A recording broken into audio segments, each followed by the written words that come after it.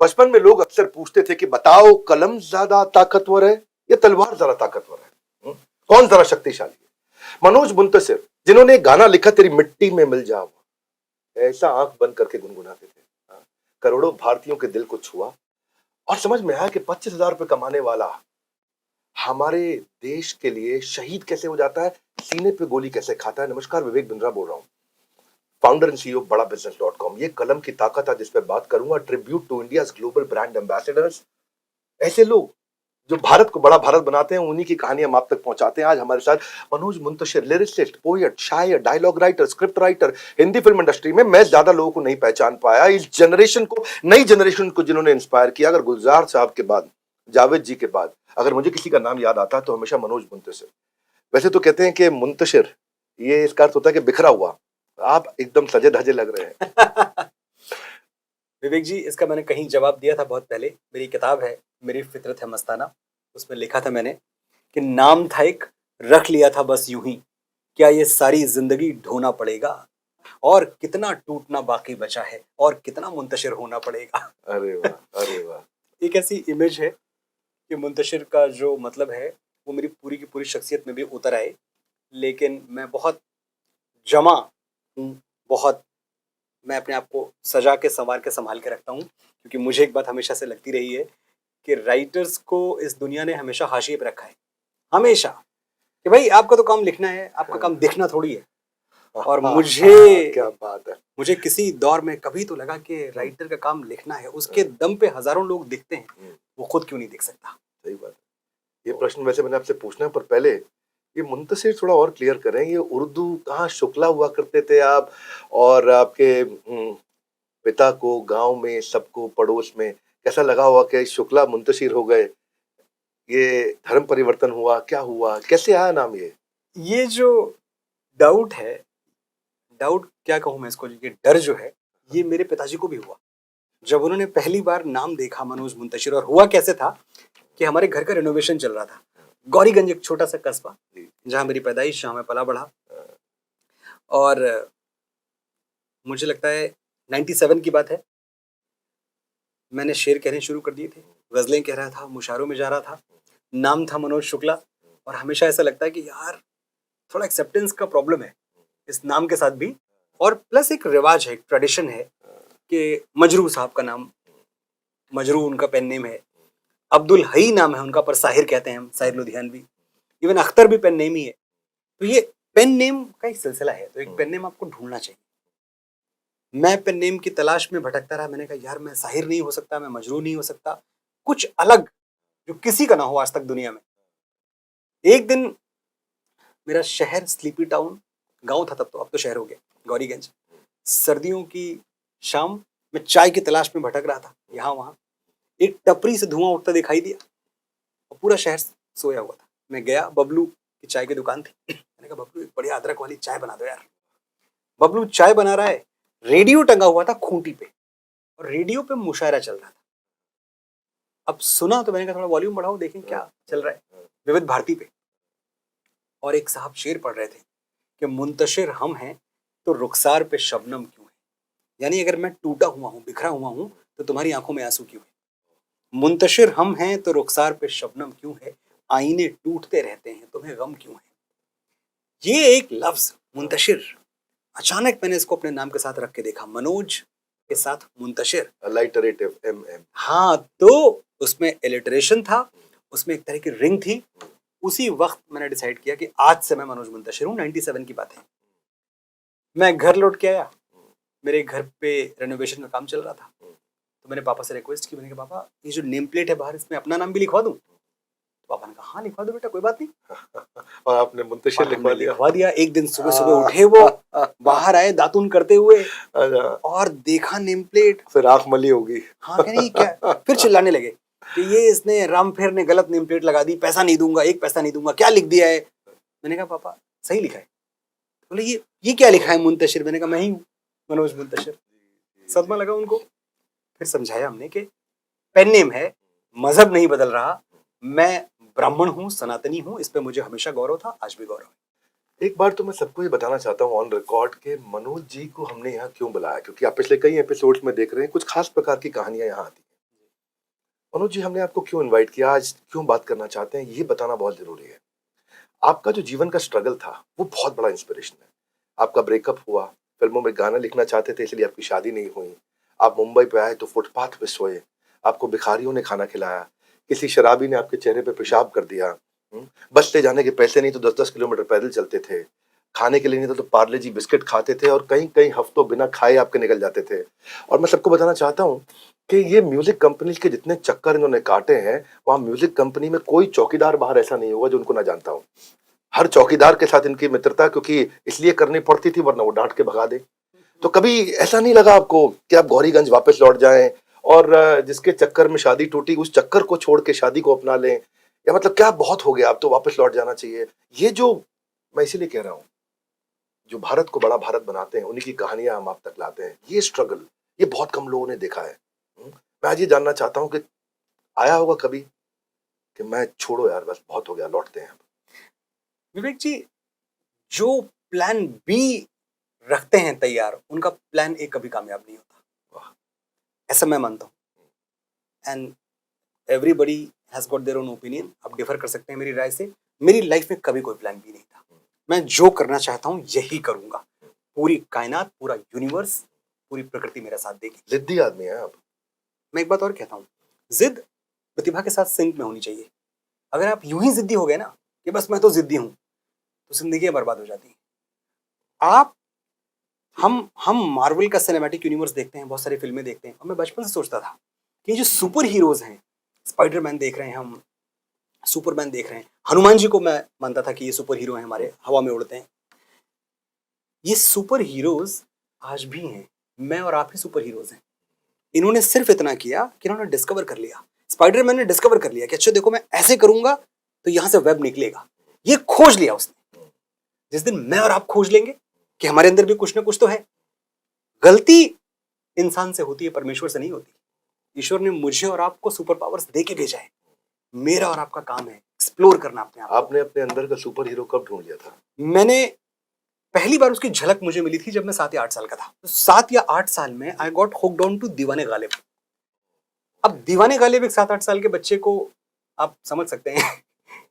दीवाने गालिब इज बहुत नॉट कठिन इवन, है, बहुत कठिन है। एग्जैक्टली आपने पढ़ा है, it's not even Urdu poetry, Persian Persian है। पर्शियन, हाँ। मतलब जिसका पहला ही शेर है कि नक्श फरियादी है जिसकी शोखी तहरीर का, कागजी है पैरहन जिस पर करे तस्वीर का, कावे कावे सख्त जानी हाय तन्हाई न पूछ, सुबह करना शाम का लाना है जुए शीर का। तो क्या समझ में आएगा? आपको 8 साल की उम्र में मिली?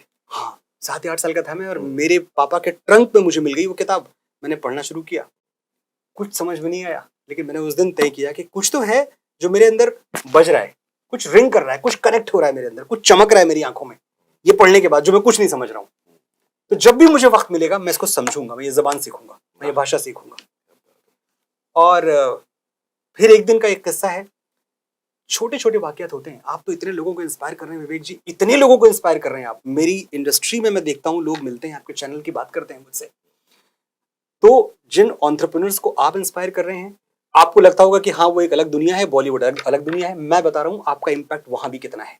वहां लोग आते हैं, बातों के दौरान कभी ना कभी कोई ना कोई किस्सा आपका लेके आते हैं, सर उन्होंने ऐसा बोला था, तब से मुझे जोश आ गया है। तो ये मैं और आप जो कर रहे हैं ना, ये लोगों को समझना जरूरी है कि विवेक बिंद्रा जी, मनोज मुंतशिर कोई अलग मिट्टी के बन के नहीं आए हैं। हम एकदम नॉर्मल लोग हैं, इतने मामूली हैं जितना साधारण कोई आम इंसान होता है। हुआ क्या, हमने अपनी लाइफ से सिग्नल्स ले लिए, और जिंदगी सिग्नल देती है। आपका रिसीवर कितना तेज है ये आपके ऊपर है। बीएससी सेकेंड ईयर की बात है। गौरीगंज से इलाहाबाद एक ट्रेन जाया करती थी जिसका नाम था पीआरएल, जो 5 घंटे में सफर तय करती थी, तकरीबन 125 किलोमीटर का, बहुत धीरे चलती थी। एक बीच में स्टेशन आता है प्रतापगढ़। तो प्रतापगढ़ में हमारी ट्रेन खराब हो गई। कहा गया 2 घंटे तक अब आपकी ट्रेन बनने में इतना वक्त जाएगा, आप लोग थोड़ा घूम टहल लो। मैं घूमते टहलते, एक किताब का स्टॉल था, बुक स्टॉल, एच व्हीलर के जो बुक स्टॉल्स अभी भी होते हैं, तो प्रतापगढ़ के प्लेटफॉर्म नंबर 1 पे स्टेशन के, मैं चला गया वहां मुझे एक किताब दिखी, सामने रखी हुई थी, प्रकाश पंडित जी की एडिट की हुई, उर्दू के लोकप्रिय शायर साहिर लुधियानवी। मैंने किताब उठाई, उसके पन्ने पलटने शुरू किए। 3-4 पन्ने मैंने पलटे जिसमें साहिर की जीवनी लिखी हुई थी, and it connected with me. ऐसा कनेक्ट हुआ लास्ट पेज पलटा, किताब की कीमत थी 18 रुपए। अब मैं सोच रहा हूँ कि 18 रुपए अगर मैंने दे दिए तो मेरा 4 दिन का नाश्ता मारा जाएगा, क्योंकि मैं फिर चाय नहीं पी पाऊंगा, मैं जो बंद मक्खन खाता हूँ रोज सुबह उठ के वो मुझे नहीं मिलेगा। बड़ी देर तक मेरे पेट में और साहिर लुधियानवी में जंग चली। साहिर साहब जीत गए। 18 रुपए मैंने रखे, वो किताब ली और वो किताब पढ़ते पढ़ते मैं पहुंचा इलाहाबाद। जब तक मैं इलाहाबाद पहुंचता तब तक मैं तय कर चुका था कि जो जिंदगी मिली है ना, छोटी सी जिंदगी, इसको बड़ा करने का एक ही तरीका है, रिस्क लो, सब छोड़ दो। बीएससी छोड़ो। बीएससी मैंने पूरा किया, क्योंकि मेरे पापा को ये लगता था कि बेटा ग्रेजुएट भी नहीं हुआ तो। बीएससी पूरा किया। बीएससी पूरा करने के बाद पापा को सर्टिफिकेट उनके हाथ में दिया, उनसे कहा अब पैसे दीजिए आप मुझे जाना है मुंबई। बहुत हम्बल बैकग्राउंड था हमारा। 350 रुपए टिकट था, मैंने उतने ही मांगे थे उनसे कि मुझे पुष्पक एक्सप्रेस का टिकट 350 रुपए दे दीजिए। उन्होंने 700 रुपए दिए मुझे। मैंने कहा वापसी का टिकट? हाँ, बोले रिटर्न का भी है क्योंकि रह तो नहीं पाओगे। तो मुझे याद है उस वक्त मैंने पापा से कहा था कि कश्तियां हमने जला दी हैं भरोसे पे तेरे, अब यहाँ से नहीं हम लौट के जाने वाले। You're too good, you're too good। चलिए आगे चलते, मुंबई पहुंच गए। अब एक समय मैंने सुना ऐसा आया था जब आपके पास दाल चावल खाने के पैसे नहीं थे और किसी दोस्त के घर जाया करते थे कि वहां आपको दाल चावल मिल जाए। तो मैं थोड़ा पढ़ के आया आपके बारे में पहले, काफी पढ़ के आए हैं। और आपको एक दफा बहुत बुखार था और आपके पास डॉक्टर के पास जाने के 30 रुपए नहीं थे, और बाद में मुझे पता लगा कि जब इतनी बीमारी में आप रहे, लेकिन आगे एक चाय की पत्ती के पैकेट में 1700 रुपए का गोल्ड का सिक्का मिल गया आपको, और वहां से कुछ फर्क, वो कितना महत्वपूर्ण था आपके लिए, वो जो आपको सोने का सिक्का लॉटरी में मिल गया आपको चाय की पत्ती में। मैं वही कह रहा हूँ, मिस्टीरियस तरीके से प्रकृति आपकी मदद करती है, सिग्नल देती है। आपने बताया सिग्नल देती है, रिसीवर ऑन रखो। बिल्कुल, रिसीवर ऑन रखो। हाँ। पहली चीज तो हाँ, ये आपने बात की कि एक दोस्त के यहाँ गया, क्योंकि कई दिन हो चुके थे और दाल चावल की याद बड़ी सता रही थी कि भाई दाल चावल घर पे होते तो खाते थे। 3-4 दिन गुजर चुके हैं, मैं मेरी पत्नी दोनों, और हम पार्ले जी खा के जी रहे थे। एक पार्ले जी के पैकेट लाते, सुबह से शाम तक खाते रहते, और एक में हम दोनों शेयर करते। तो उनका दोस्त है और अपने गाँव का ही है, चलते हैं। और हमने देखा था कि खाना 7-7:30 बजे के आसपास खाते हैं वो लोग। विवेक जी, मैंने एक चीज देखी है कि जब आपकी जेब में सुराख हो जाए तो सिक्के बाद में गिरते हैं, रिश्ते पहले गिर जाते हैं। तो मैं पहुंचता हूँ वहाँ और मैं बैठा हुआ हूँ, टेबल पे खाना लग रहा है। मुझे लगा एक कुर्सी मेरी भी लगेगी, और कुर्सी लगाने की जगह मुझे कहा गया चलो ठीक है फिर मिलते हैं बाद में फिर कभी।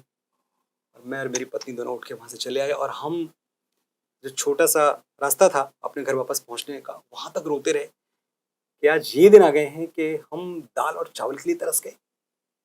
और मैं एक बात हमेशा कहता हूँ कि आप अन्न की कदर आप उस दिन करते हो जिस दिन आपको 2 रातें भूखी सोनी पड़ती, तो आपको समझ में आता है कि जिन चीज़ों को आप इतनी आसानी से लेते हो। मेरी मम्मी जब गौरीगंज में था तो रोटी में घी लगा के मेरे पीछे पीछे दौड़ती थी कि खा लो। मैं खाता नहीं था। वही रोटी उसी के पीछे मुंबई में मैं भाग रहा था, मेरे हाथ नहीं आ रही थी। तो जिंदगी इससे बदलती है, लेकिन हाँ फिर चमत्कार भी होते हैं। जब आपको लगता है कि सब कुछ अब क्रैशिंग डाउन वाली स्थिति पे आ गया है, सब खत्म हो जाएगा, सब बर्बाद हो जाएगा, तब कहीं से एक दिन मैं जाता हूँ। चाय पीने की बड़ी तलब थी, तब भी शौकीन था, आज भी बहुत शौकीन हूँ। एक प्रोविजन स्टोर पे तो अग्नि चाय ली हमने 5 रुपए की, और 5 रुपए की अग्नि चाय पे लिखा हुआ था कि जीते सोने का सिक्का। हालांकि वो सोच के तो मैंने लिया ही नहीं था, 5 रुपए सबसे छोटा पैकेट था, और 5 रुपए कहीं से मैं इंतजाम कर पाया था। वो हम घर आए, पैकेट खोला, ठन से एक सोने का सिक्का गिरता है उससे। और मैं और मेरी वाइफ, रियली ऐसा होता है?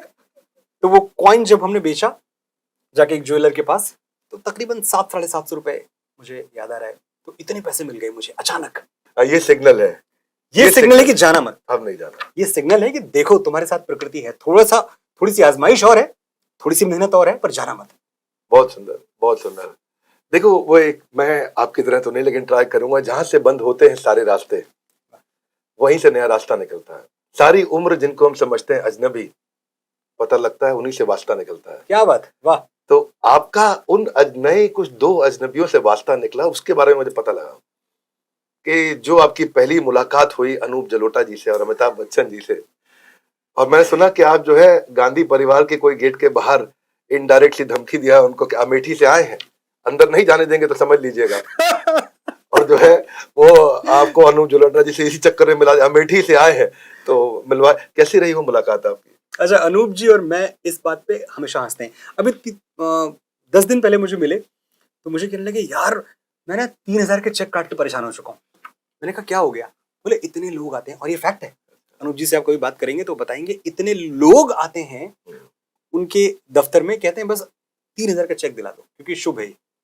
कहानी ये थी कि मैं भटक रहा था यहाँ वहाँ, और तब तो मोबाइल का जमाना, लोगों के पास थे मोबाइल लेकिन इनकमिंग कॉल के पैसे लगते थे, तो अगर गलती से आपने कॉल कर दिया तो डांट पड़ती थी, यार मोबाइल पे कॉल कर रहे हो, शर्म नहीं आती आपको?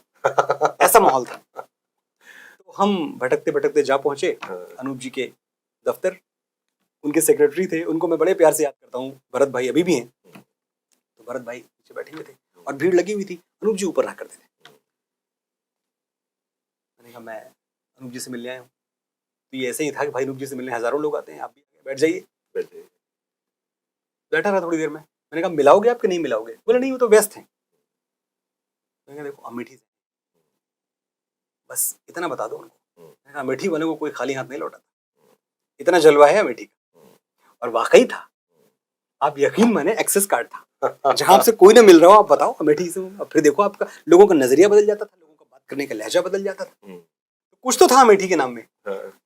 इतना था कि भरत ने फोन किया अनूप जी को कि कोई अमेठी से आए, मिलना चाहते हैं।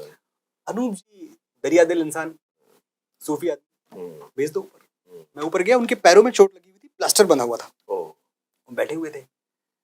और जैसे ही मैं पास जाके बैठा, मेरे वहां दो मकसद थे, एक तो मुझे काम मिल जाए कुछ, और दूसरा मुझे चाय मिल जाए और मुझे पैसे ना खर्च करने पड़े।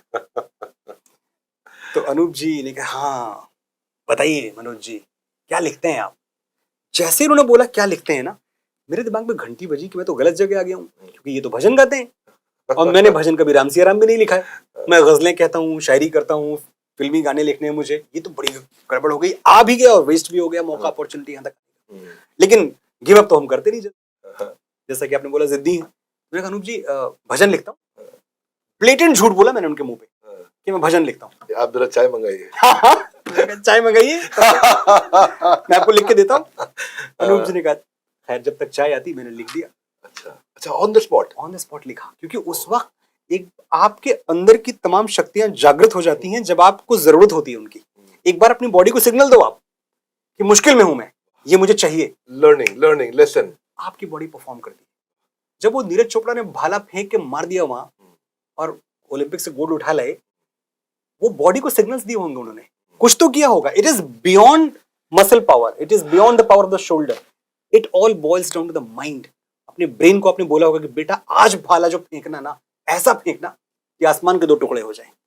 क्या बोलते हो आप, क्रांति ला दोगे आप, मतलब आज तो मैं मजा आ रहा है मेरे को। और फिर जो है आपका भी भाला निकला, आपने कुछ भजन लिख दिया वहां? मैंने भजन लिखा और वो बिल्कुल अच्छा नहीं रहा होगा। अनूप जी आज भी मुझसे, मैं उनसे पूछता हूँ, मैंने कहा बता दीजिए अब अच्छा था या नहीं, सिर्फ मुस्कुराते। लेकिन ये बड़े लोगों का तरीका होता है। उन्होंने भजन लिया और मुस्कुराते रहे, और मैं सोचता रहा कि अगर इनका रिस्पॉन्स ऐसा आया कि क्या बकवास लिखा है, इसके पहले मैं चाय खत्म कर लूं। दुनिया गई तेल लेने, मेरा चाय कुछ नहीं, वो चाय तो मिली मुझे बढ़िया। लेकिन जब तक मैं वो पढ़ रहा हूं तब कह रहे आपका बैंक अकाउंट है? अनूप जी बैंक अकाउंट मैंने कभी सुना ही नहीं था। मैंने कहा बैंक अकाउंट? मैंने कहा नहीं, तो चेक आप कैसे कैश कराओगे? मैंने कहा चेक कौन दे रहा है? मैं दे रहा हूँ। मैंने कहा अच्छा। मैंने कहा बैंक अकाउंट तो नहीं है, मैं आपको बेरर चेक दे। मैंने बेरर चेक ये सब कहाँ सुना था, मुझे कुछ पता नहीं था। उन्होंने खैर बेरर चेक दिया। बगल में एक बॉम्बे मर्केंटाइल बैंक थी, वो वहां से दिखाया मुझे कि आप जाओगे लेफ्ट में एक बैंक आएगी, 3,000 रुपए थे। ये बात है 99 की। मैंने 3,000 रुपए एक साथ देखे नहीं थे। मैंने कहा कुछ तो है, ये मुझे वहां जाके फंसाएंगे। इनको यहाँ बड़ा खराब लगा है, यहाँ बदला नहीं लेंगे, वहां बदला लेंगे। वहां कोई मिलेगा मुझे जो बोलेगा क्या बकवास है, भागो यहाँ से। मैं गया बॉम्बे मर्केंटाइल बैंक में, मुझे टोकन लेके बैठाया गया। 20-25 मिनट बैठा रहा मैं, और जब मैंने चेक प्रेजेंट किया, एक्चुअली 100 के 30 नोट हाथ में आए, और करिश्मा था, मैजिक था। मैंने उससे बड़ी कमाई आज तक नहीं की। और मुझे एक बात बताऊं मैं आपको, जिन लोगों को पता है मुंबई की ज्योग्राफी, उनको पता होगा, ये दादर की बात है। दादर से बांद्रा काफी दूर है। मेरे पैरों में बिजलियां लग चुकी थी। मेरे अंदर इतना सब्र नहीं था, पेशेंस नहीं था कि मैं रुक के बस का इंतजार करूं या मैं ऑटो रिक्शा ले लूं। मैं भागता हुआ बांद्रा तक गया, इतना खुश था मैं। अचानक पलट के देखा तो लगा शायद 10 से 12 किलोमीटर मैं भाग चुका हूं। बहुत स्ट्रगल देखा, और उस स्ट्रगल के बाद जो जॉय है वो तो तभी समझ में आता है। अब आप लिरिसिस्ट बनते चले जा रहे थे, आपने आगे चल के कई प्रोग्राम केबीसी वगैरह, मैं आता हूँ उसमें, पर सबसे पहले मैं सबको बताना चाहता हूँ कि मेरे ख्याल में शायद आप पहले लिरिसिस्ट हैं या राइटर हैं जिन्होंने सम्मान के लिए आवाज उठाई।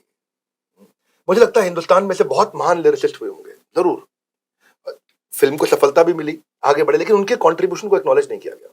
जो गाना गा रहा है उसकी बात तो हो रही है, पर जिसने लिखा है वो कहीं पीछे छूट गया है। तो क्या लगता है आपके इस प्रयास से कुछ फर्क पड़ा है, कुछ असर आया है, कुछ चेंज हुआ है, नहीं हुआ है? आपकी बात बिल्कुल सही है। कहीं दीवारों के चर्चे, कहीं मीनारों के, कभी तारीफ के जुमले इधर नहीं आते। हम तो बुनियाद के पत्थर हैं कई सदियों से, और बुनियाद के पत्थर नजर नहीं आते। क्या बात है। तो हम सिनेमा में लगा हुआ वो नींव का पत्थर है जिसपे किसी की नजर नहीं जाती। हर किसी की तारीफ क्या होती है, अरे वाह क्या इमारत लग रही है, क्या एक्टर ने एक्टिंग की, क्या सिंगर ने गा दिया। मुझे इस पे एतराज था, और मुझे इस पे एतराज इसलिए था क्योंकि मैं अपना कंट्रीब्यूशन समझता था और मेरे अंदर खुददारी थी। जब आप अपनी वैल्यू खुद नहीं समझते, बचपन में एक प्रार्थना हम करते थे, आप सब ने की होगी, और मैं भी स्कूल में पढ़ता था, किसी ने कभी सीरियसली नहीं लिया होगा, मैंने उसको सीरियसली लिया था। हमको मन की शक्ति देना, मन विजय करे, दूसरों की जय से पहले खुद की जय करे। और हम सब, हमें से ज्यादातर लोग, हम लाइफ में इतना बैकफुट पे होते हैं ना कि हमें लगता है यार अपनी तो तारीफ हो ही नहीं सकती, अपने बारे में कैसे बताएं, अपना कंट्रीब्यूशन कैसे गिनाएं। गिनाना पड़ता है। अगर आप नहीं गिनाओगे तो ये दुनिया आपको नजरअंदाज करके आगे बढ़ती रहेगी। मेरे साथ ये था कि मैं ये मानने को तैयार नहीं था कि ये जो फिल्म का बिजनेस हुआ है, 150 करोड़ 200 करोड़, मेरी हर फिल्म का बिजनेस हो रहा था, बड़ी बड़ी फिल्में चल रही थी मेरी, लोग मेरा नाम नहीं ले रहे थे। और मुझे ये पता था कि इसमें पहले दिन की ओपनिंग मेरी वजह से लगी। जब मैं गलियां लिखता हूं, मेरी वजह से मतलब गाने की वजह से, वो गाना जिन भी लोगों ने बनाया, मैं सबके डायरेक्टर के साथ भी मैं ये भी कह रहा हूं आपसे, तो हम सब में थोड़ी सबके हिस्से में जो ख्याति है बढ़ जाती है, लेकिन राइटर के हिस्से में कुछ नहीं आता। सिंगर, डायरेक्टर और एक्टर, उनको ज्यादा बेनिफिट मिलता है। एग्जैक्टली, ये हमेशा होता है, ये नियति है, ये ऐसा ही होता है। लेकिन इसका रीजन ये नहीं है कि ये सिस्टम ऐसा है, इसका रीजन ये है कि आज तक किसी राइटर ने आवाज उठाई ही नहीं। ऐसा नहीं कि आप मुझे देना नहीं चाहते, मैंने कभी मांगा ही नहीं। मैं मांगूंगा आप दे दोगे, लेकिन मैं मांगने से डर रहा हूं कि कहीं मैं मांगू और विवेक जी है ना कहीं चलो इंटरव्यू खत्म बाहर जाओ। इसीलिए किसी को बोले 10 राइटर के नाम बता लो तो लोग बता नहीं पाते। एग्जैक्टली। तो मैंने मांगा और सबने मदद की, ऐसा नहीं है। इस बारे में इंडस्ट्री की तारीफ करूंगा मैं, कि ऐसा नहीं कि इंडस्ट्री ने मुझे बोला कि नहीं तुम क्या मांग रहे हो। यूट्यूब के नीचे क्रेडिट्स में कभी राइटर का नाम नहीं आता था, अब आना शुरू हुआ, मुझसे शुरू हुआ है। पहली बार मेरा नाम आया, मैंने रुस्तम के गाने कर रहा था, अक्षय कुमार सर की फिल्म, तो उसका पहला गाना बहुत बड़ा हिट हुआ, तेरे संग यारा, खुश रंग बहारा। और मैं देख रहा हूँ यूट्यूब पे पूरी दुनिया, तब यूट्यूब पर कंजम्पशन शुरू हो चुका था, उसके नीचे मेरा नाम ही नहीं है। मैं फोन कर रहा हूँ, मुझे पता चल रहा है हाँ ऐसा ही होता है, फॉर्मेट पे नाम नहीं होता राइटर का। मैंने कहा मेरा तो होगा, वरना मेरा गाना हटा लो। Then I spoke with people, the authorities, Akshay sir, he was always very kind. मैंने कहा सर ये तो नहीं होगा, मेरा गाना है, इस पे मेरा नाम चाहिए। एवरीबडी सपोर्टेड, और आप देखें वो एक सिलसिला शुरू हुआ। आज इस बात पे गर्व होता है कि जो मैंने शुरू किया उसका फायदा हर किसी को मिल रहा है। भारत जो है न्यूट्रल होने की कोशिश करता है, और यहाँ सेक्युलरिज्म की बात होती है, और आप कहते हैं सेक्युलरिज्म स्कैम है, तो क्या सेक्युलर होना गलत है?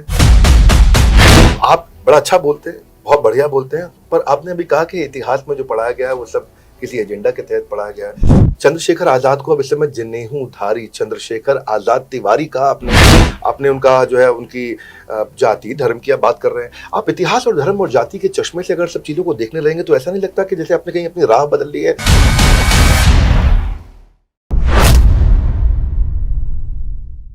तो आप बड़ा अच्छा बोलते हैं, बहुत बढ़िया बोलते हैं, पर आपने अभी कहा कि इतिहास में जो पढ़ाया गया है वो सब किसी एजेंडा के तहत पढ़ाया गया है।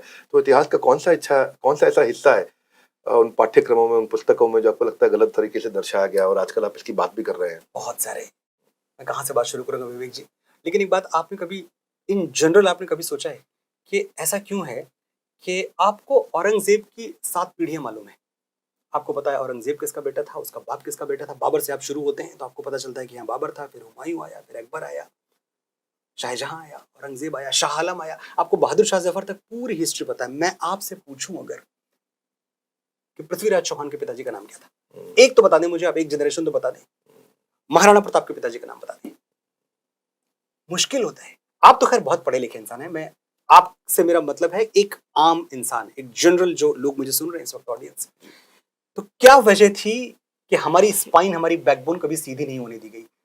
हमें बार बार ये क्यों पढ़ाया गया, बार बार पढ़ाया गया कि भाई आप तो एक गुलाम कौम रहे हैं शुरू से। जिसने भी जो भी आया, पोर्टुगीज आए उन्होंने आप पे राज किया, फ्रांसीसी आए उन्होंने आप पे राज किया, अंग्रेज आए उन्होंने आप पे हुकूमत की, मुगल आए उन्होंने आप पे हुकूमत की। अरे, और कभी आप देखें कि ये जो हुकूमतें थी इनका सच क्या था? महरौली से यमुना तक को आप मुगल हुकूमत कहते हैं। यहां राजस्थान की तरफ महाराणा प्रताप घुसने नहीं दे रहे थे। आगे आप देखें तो इधर मराठों का पूरा एकदम उनकी वीरता के नगाड़े बज रहे थे महाराष्ट्र की तरफ। उड़ीसा में अहोम राजाओं का शासन था। आप और आगे चले जाएं, आप साउथ में देखें, साउथ में कभी आप पेनिट्रेट ही नहीं कर पाए। आप पे ना ये आरोप लगता है कभी कभी कि आप रोमांटिक सॉन्ग्स लिखने वाले व्यक्ति इस समय इतिहास का एक्सपर्ट हो गया है। चंद्रशेखर आजाद को अब इस समय जनेऊधारी चंद्रशेखर आजाद तिवारी का आपने आपने उनका जो है उनकी जाति धर्म की आप बात कर रहे हैं। आप इतिहास और धर्म और जाति के चश्मे से अगर सब चीजों को देखने लगेंगे तो ऐसा नहीं लगता कि जैसे आपने कहीं अपनी राह बदल ली है या आप उसी राह में रहते हुए ऐसा करना चाहते हैं? वही मैं जानना चाहता था, आपके तो इतने यूट्यूब पे फॉलोअर्स हैं, आप एक टेलीविजन बॉलीवुड की बड़ी पर्सनैलिटी है, तो यूट्यूब पे आकर के जब आप ऐसी कंट्रोवर्सी की बात करते हैं तो कई बार लोग आपको ट्रोल भी करते हैं, तो उसके बावजूद भी करते हैं। तो मैं ये जानना चाहता हूं, जब आपको लोग ट्रोल भी करते हैं फिर भी आप ऐसा कर रहे हैं, फिर भी ऐसी बात कर रहे हैं, तो वो क्यों करते हैं? जब ट्रोल करते हैं तो मुझे लगता है हाँ अब मैं सही कर रहा हूं कुछ। जब तक मैं ट्रोल नहीं हो रहा होता हूं मुझे लगता है कि शायद मैं कुछ कंट्रीब्यूट नहीं कर रहा दुनिया में। क्योंकि एक बात आप समझ लें, जब भी आप कोई रिवोल्यूशन, कोई क्रांति, कोई नई सोच लेके आएंगे तो उसके खिलाफ तो आवाजें उठेंगी।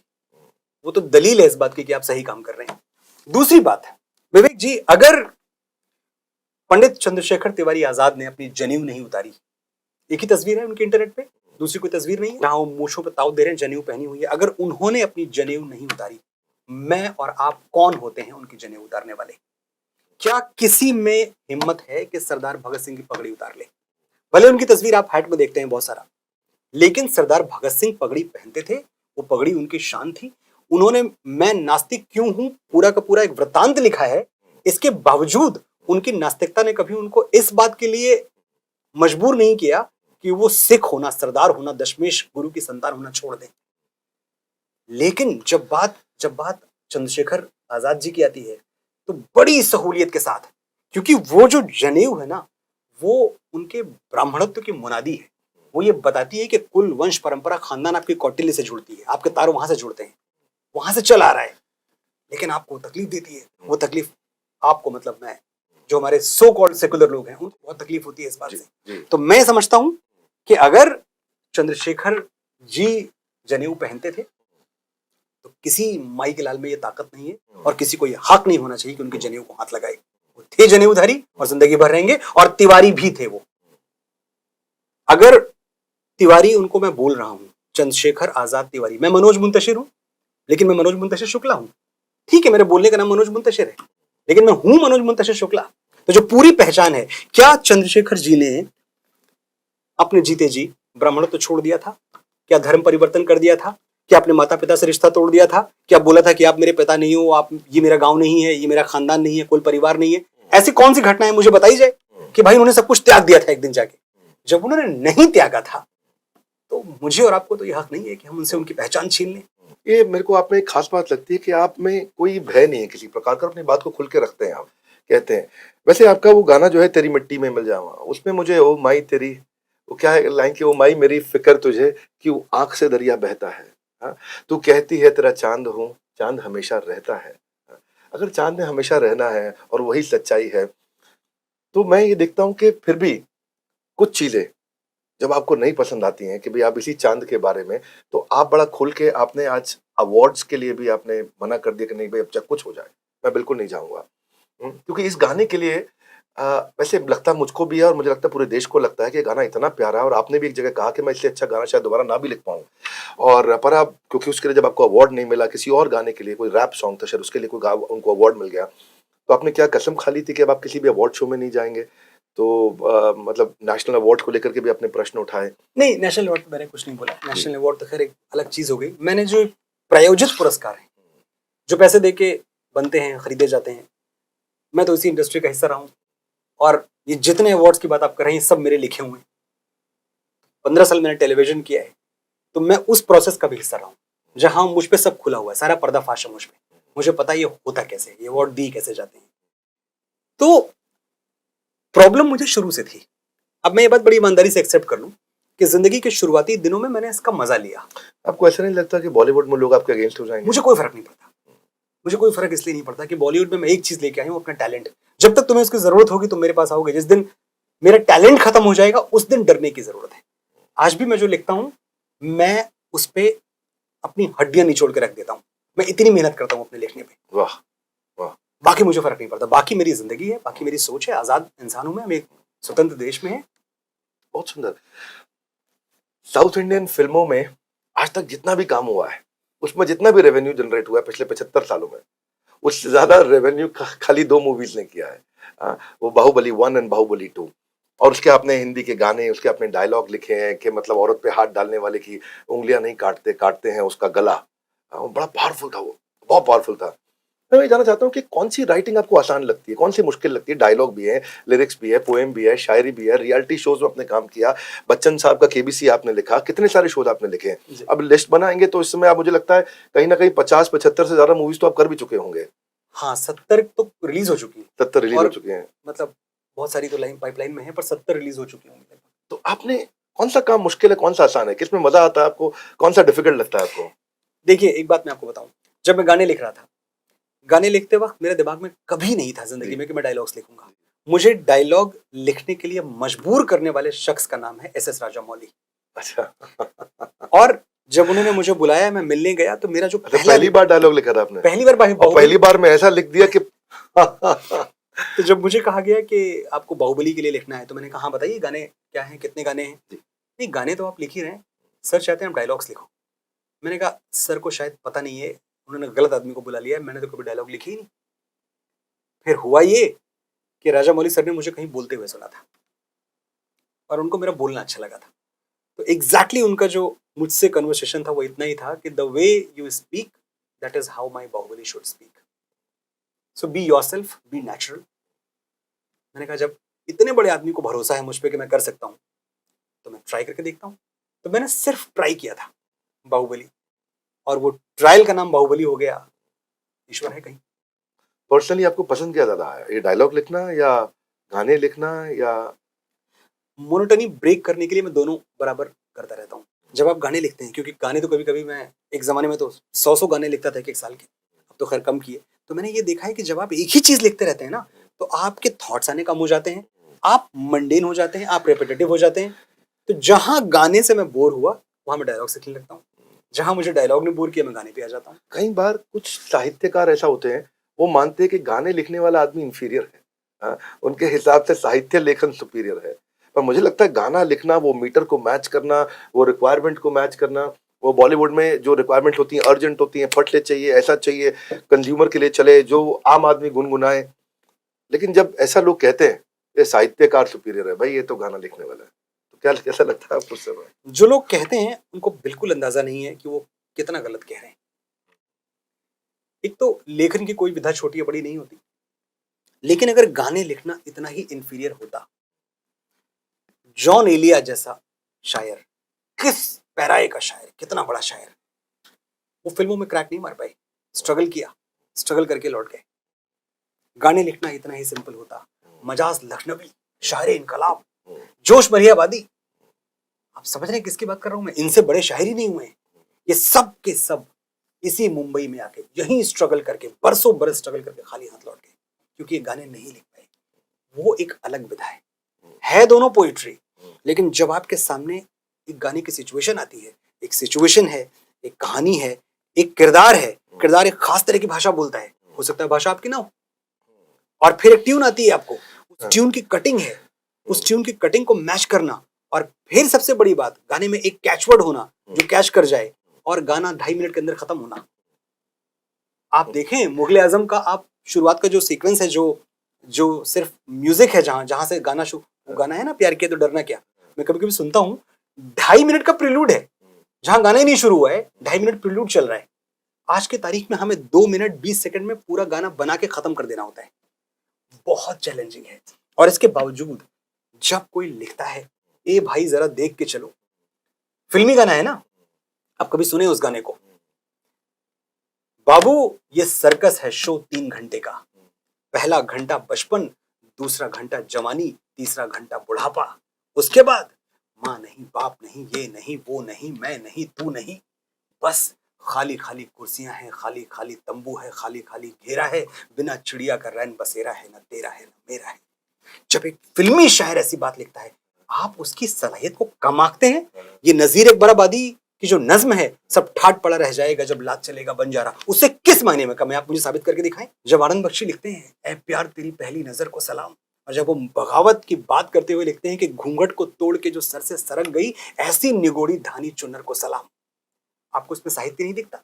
आपको उस वक्त साहित्य नहीं दिखता कि जब एक शिकारे वाला जब मुंबई आता है, जब फूल खिले की बात मैं कर रहा हूं, और मैं आपको साहित्य का और फिल्मी गीतों का कनेक्शन बता रहा हूं, जब एक शिकारे वाला मुंबई आता है और अपनी महबूबा को एक बॉल रूम डांस में कई मर्दों के साथ, जो कि बुरी बात नहीं है, रिवाज है, कल्चर है, डांस है, नाचते हुए देखता है, उसका दिल टूट जाता है, और वो कहता है कि तेरी बाहों में देखूं सनम गैरों की बाहें, मैं लाऊंगा कहां से भला ऐसी निगाहें। ये कोई रक्स होगा, कोई दस्तूर होगा, मुझे दस्तूर ऐसा कहां मंजूर होगा, भला कैसे ये मेरा लहू हो जाए पानी, मैं कैसे भूल जाऊं मैं हूं हिंदुस्तानी, यहां मैं अजनबी हूं। इसमें लिटरेचर नहीं दिख रहा है? जब मेरे जैसा एक मामूली आदमी लिखता है कि सरसों से भरे खलिहान मेरे, जहां झूम के भंगड़ा पा न सका, आबाद रहे वो गांव मेरा, जहां लौट के वापस जा न सका। अद्भुत। मैं ये देखता हूँ कि मतलब ये ऐसा टैलेंट है आपके अंदर, और इसी के कारण आपने बताया, मेरे को डर नहीं लगता भाई, टैलेंट है, मैं काम कर रहा हूँ, हार्डवर्क है, आपकी हड्डियां निचोड़ के रख देता हूँ। अभी आपने कहा, वो सुन के मतलब आपके कई रोमांटिक गाने भी बहुत अच्छे आए, खास तौर से वो कबीर सिंह का एक गाना था कैसे हुआ, और MS धोनी का जो मूवी में जो गाना आया था कि कौन तुझे इतना चाहेगा या चाहेगी, हाँ वो या एक विलन में गलियां गाना था, बहुत सुंदर गाना था। तो मैं कई बार सोचता हूँ ये रोमांटिक गाने इतने अच्छे आपके आते हैं, और आपका खुद का रोमांटिक लाइफ में बड़ा स्ट्रगल रहा है, तो ये कहीं वहीं से निकल करके आता है, या आपको लगता है कि वो आपके अंदर का जो बचपन का, जो आपकी पहली गर्लफ्रेंड आपसे छूट गई थी, और 12वीं क्लास के बाद मैंने सुना कि मतलब वो अलग अलग हो गए आप लोग, और वो तो ये वहीं के लिखे हुए गाने हैं या आपने फ्रेश लिखे हैं, या लगता है कि मतलब किसी अच्छे मतलब लेखक गीतकार के पास ऐसा एक्सपीरियंस मोहब्बत का होना जरूरी है? हाँ, दिल टूटना जरूरी तो है। इश्क जब तक न कर चुके रुसवा, आदमी काम का नहीं होता। एक बार दिल टूटना जरूरी है, क्योंकि मैं तो साइंस का स्टूडेंट रहा हूँ, और मैंने ये पढ़ा है कि कोई भी चीज टूटती है, चाहे एटम हो, चाहे न्यूट्रॉन हो, चाहे प्रोटॉन हो, तो एनर्जी पैदा होती है। तो जब दिल टूटता है तो भी एनर्जी पैदा होती है। अब उस एनर्जी को आप किस दिशा में लेके जाते हैं, कंस्ट्रक्टिव या डिस्ट्रक्टिव, आपके ऊपर है। लेकिन हाँ, एक बात सच है कि मेरे लिखने की बहुत बड़ी वजह यह है,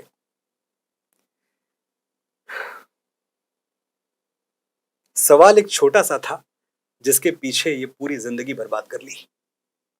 सवाल एक छोटा सा था जिसके पीछे ये पूरी जिंदगी बर्बाद कर ली, भुलाऊं किस तरह वो दोनों आंखें किताबों की तरह जो याद कर ली।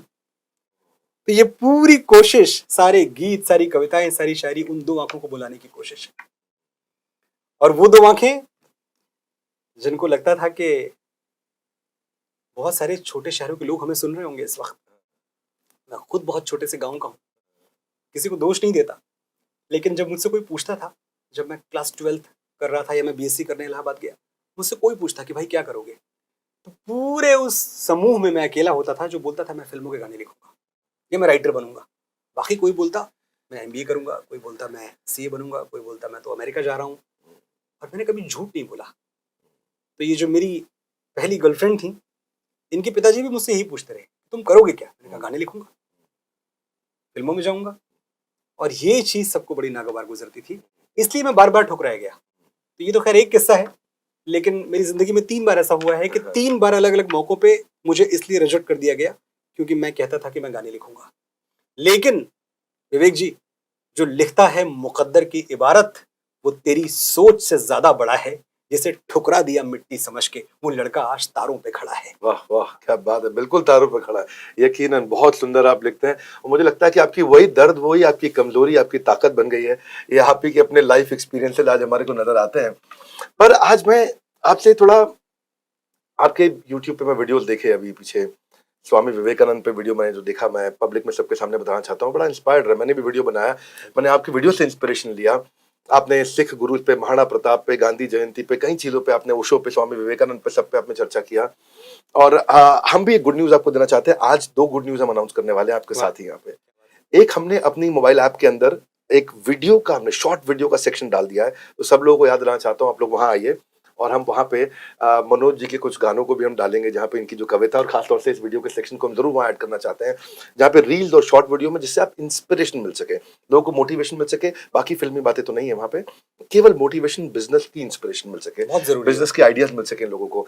और जो बड़ा बिजनेस में ना, हमारा एक ब्लड ग्रुप है NNB positive, next new better. हमेशा हम कुछ आगे बढ़ना चाहते हैं, ऑडियंस जो चाहती है हम उसके हिसाब से बहुत कुछ नया करते रहते हैं। और मनोज जी, दूसरी गुड न्यूज ये है कि अब हम लेकर के आ गए हैं बड़ा बिजनेस जूनियर। वाह, क्या बात। बड़ा बिजनेस जूनियर क्या है? ये बेसिकली सब लोग एग्जाम्स की तैयारी करा रहे थे, सब एग्जाम्स की तैयारी करा रहे थे। हमारा टैगलाइन है, एग्जाम के साथ भी और एग्जाम के बाद भी। इसका मतलब ये है कि हम एग्जाम के बाद जो आपकी पर्सनल लाइफ है, जो आपकी पर्सनालिटी है, जो आपका कैरेक्टर है, जो आपके एथिक्स हैं, अगर आपके रूट्स ठीक होंगे तभी फ्रूट्स ठीक होंगे। इंटेंट ठीक होगा तो कंटेंट ठीक होगा, बैकग्राउंड अच्छा होगा तो फोरग्राउंड अच्छा होगा। तो बच्चे को हम ओवरऑल मजबूती दे रहे हैं। K-12 के सेक्शन में हम लेकर के आए हैं बड़ा business junior, future ready skills, मतलब वो काम करने जा रहे हैं जो अभी तक किसी ने नहीं किया है, और इतना अफोर्डेबल कर दिया, इतना अफोर्डेबल कर दिया कि पढ़ाई के लिए गरीब बच्चा भी आकर के बड़ा बिजनेस जूनियर पे आकर के अपनी क्लास में टॉप रैंक के साथ आगे निकल सकता है। उसको जितने मार्क्स चाहिए एक्स्ट्रा वो तो लेगा, लेकिन जिंदगी के मार्क्स को गेन करेगा।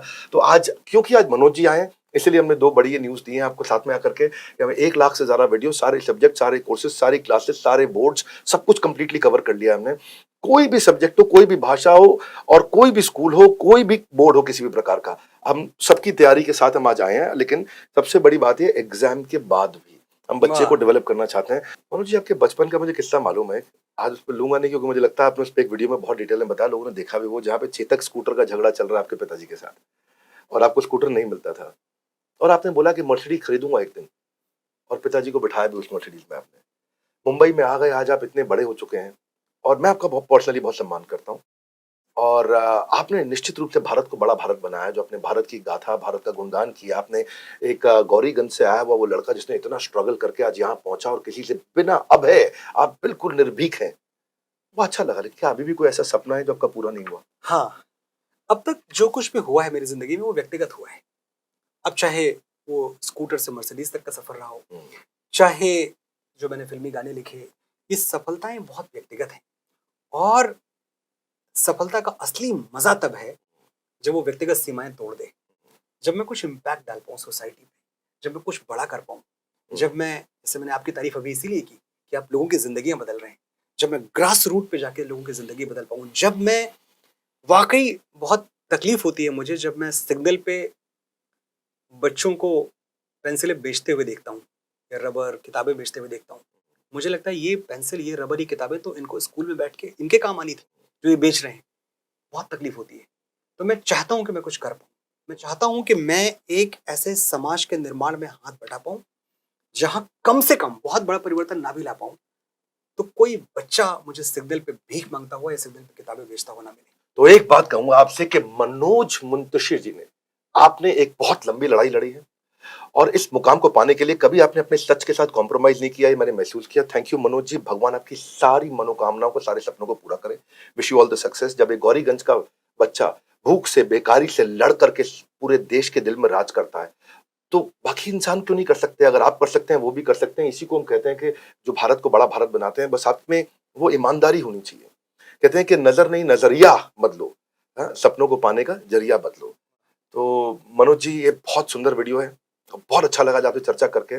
मुझे लगता है कि लोगों को ये वीडियो ज्यादा से ज्यादा देखना चाहिए, जहां पे उनके अंदर भी वो आग जले, वो सीने के अंदर वो आग जले। क्या कहते हैं हम? बिल्कुल, मेरे सीने में नहीं तो तेरे सीने में सही, हो कहीं भी आग, लेकिन आग जलनी चाहिए। और आग का एक स्वभाव है, वो बांटने से फैलती है। दिए से दिया जलता है, क्षमा से क्षमा जलती है। तो मैं समझता हूँ कि ये वीडियो जो विवेक जी और मैंने ये मिलकर जो बातें की हैं, इनका एक ही लक्ष्य है, एक ही मकसद है कि ये हजारों लाखों करोड़ों को प्रोत्साहित करें, उनको प्रेरित करें। आपका ये फर्ज बनता है। एक तो तरीका ये है कि मैं आपसे रिक्वेस्ट करूं, लेकिन मैं रिक्वेस्ट नहीं कर रहा हूं आपसे, मैं आपको आपका कर्तव्य याद दिला रहा हूं कि अगर कोई अच्छी बात सुन के किसी की जिंदगी बदल सकती है तो उस अच्छी बात को उस तक पहुंचाना आपका दायित्व है, आपका कर्तव्य है। ये वीडियो कर्तव्य समझकर शेयर करें। बहुत सुंदर, बहुत सुंदर। बस ये 3 पर्पस, बड़ा सिंपल, यही बड़ा Bharat, to be more, to do more, to achieve more, वही उत्साह आपने बढ़ाया है। तो आप सबसे अगले हफ्ते फिर से मिलते हैं। बस थोड़ा सा और इंतजार, आने वाला एक और बड़ा बुधवार। तब तक इस वर्ल्ड के नंबर 1 एंटरप्रेन्योरियल यूट्यूब चैनल पे आने के लिए, इसको सब्सक्राइब करवाने के लिए, वीडियो को जैसे कि मनोज जी ने कहा सब लोगों तक पहुंचाने के लिए आप सबका हृदय की गहराई से प्रेम पूर्वक बहुत बहुत धन्यवाद। मनोज जी, आपका विशेष धन्यवाद। मैंने देखा आपको कभी डर नहीं लगता है और आप बड़ी फियरलेस है, बड़ा करेज है आप में। सच्ची बात को साफ बोल देना, सामने बोल देना, चेहरे पे बोल देना। और मुझे लगता है कि इसका आपको खामियाजा भुगतना पड़ा कि दिल्ली में आप उस समय कमिश्नर बनने के लिए सबसे ज्यादा एलिजिबल थी और फिर भी आपको पीछे किया गया, कमिश्नर नहीं बनने दिया गया। आपने कई ऐसे रिस्क लिए जो शायद आपकी जगह कोई और ब्यूरोक्रेट, कोई और गवर्नमेंट ऑफिसर होता, कोई आईपीएस ऑफिसर होता, वो ऐसे रिस्क नहीं लेता कि प्राइम मिनिस्टर की गाड़ी रॉन्ग पार्किंग से उठवा ली आपने। तो जिंदगी में ग्रोथ के लिए रिस्क लेना कितना जरूरी है और आप इसके विषय में क्या शिक्षा देना चाहेंगे? मैं आपसे जानना चाहूंगा कि अगर आप बताएं, आप अपने आप को मेंटली इतनी स्ट्रांग और फिट कैसे रखती हैं और क्या सुझाव देना चाहेंगे आज इस बड़ा भारत शो में कि लोग अपने आप को मेंटली स्ट्रांग कैसे करें?